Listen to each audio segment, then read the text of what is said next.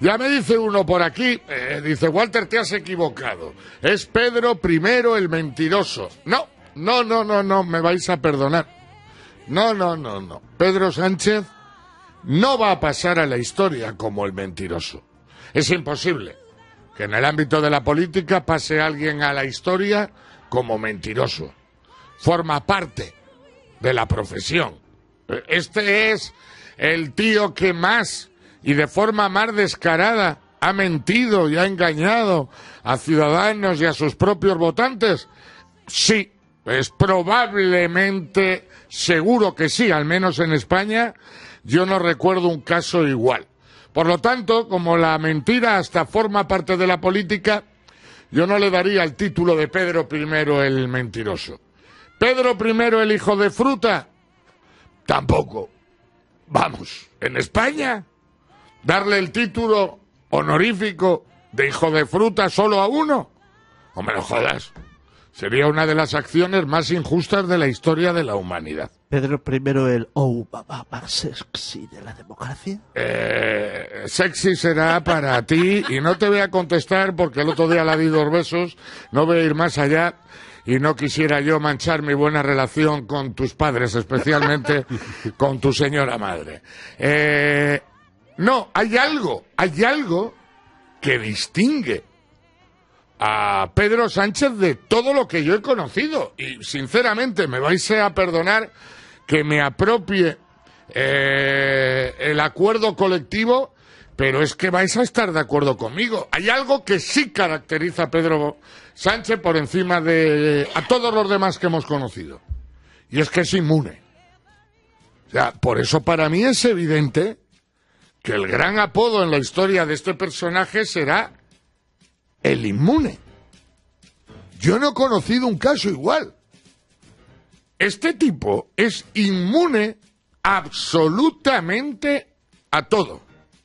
Hombre, es verdad que cuando a lo largo de la historia de la humanidad ha habido personajes inmunes en el poder, siempre, sin excepción, y eso me lo decía Pedro Fernández, minutos antes de arrancar la función, siempre dejan terribles consecuencias. Eso es rigurosamente cierto. Y yo creo que hasta los suyos, por alguna conversación que he tenido, asumen que efectivamente las consecuencias pueden ser las que sean. Pero, balón para adelante. Pero este tío, si tiene una característica, insisto, distintiva al resto de los políticos que yo he conocido en más de medio siglo de vida, es la inmunidad. Me vais a perdonar, Pedro, Patri, Manuel, por si me dejo algo a lo que este personaje ha sido inmune, que me ayudéis con vuestra memoria. Os recuerdo que este personaje, que yo no conozco otro caso, fue inmune a su propio partido. Este señor aparece en escena porque es inmune a su propio partido, que le aniquila. Y cuando le dábamos por aniquilado, le habían aniquilado los suyos, no me digáis por qué, en unos meses, hostias, volvió a salir en los telediarios Pedro Sánchez. Hay una entrevista con Évole en el que ataca ferozmente tanto al aparato del partido como al grupo Prisa. Y yo pensé, este es su fin.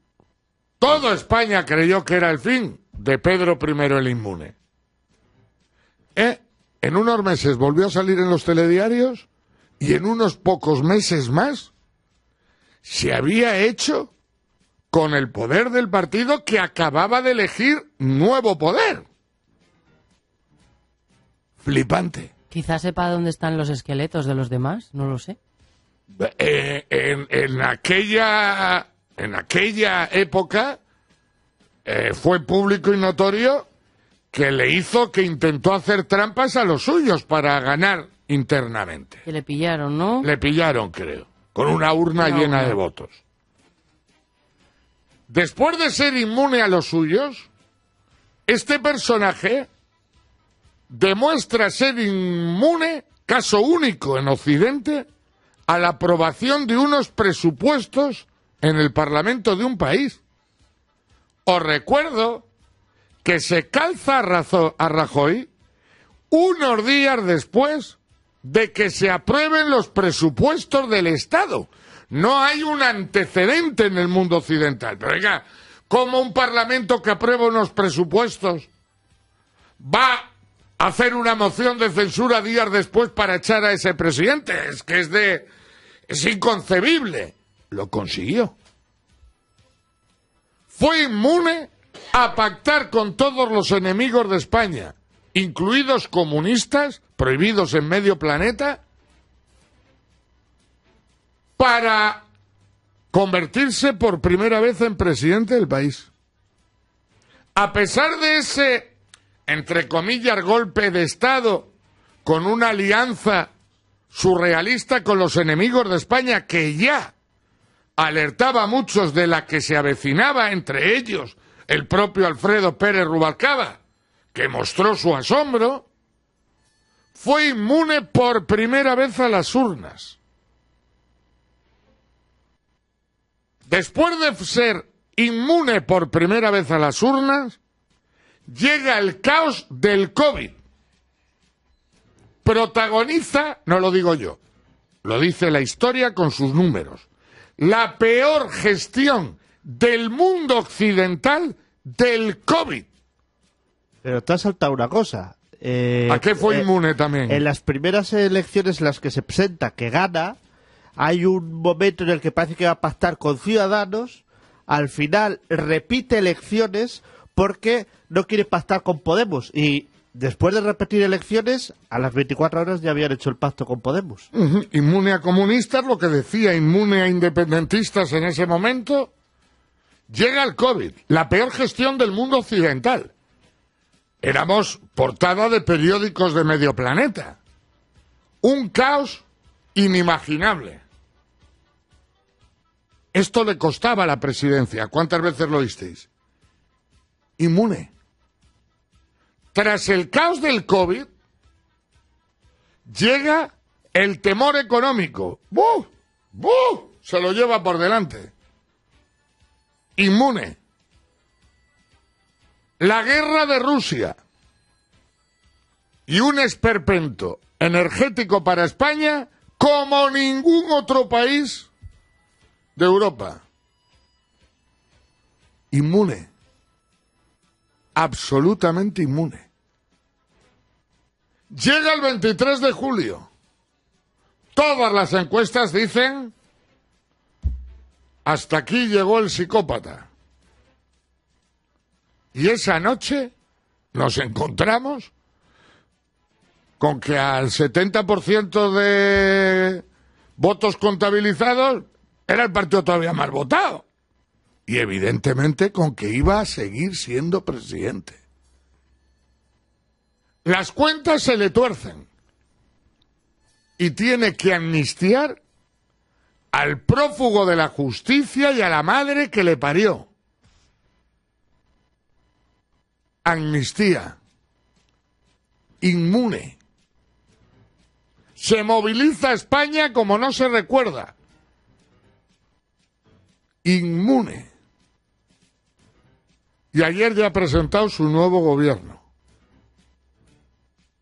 Plagado de comunistas. De gentuza que ni siquiera condenó el ataque terrorista de Hamás en Israel. De golfos como el exalcalde de Valladolid, al que sus propios ciudadanos, tras conocerle, han sacado a gorrazos de la alcaldía. Un personaje que en pleno COVID estaba de yates por Ibiza, con chicas de buen vivir, pagado por un empresario que conseguía obras en Valladolid.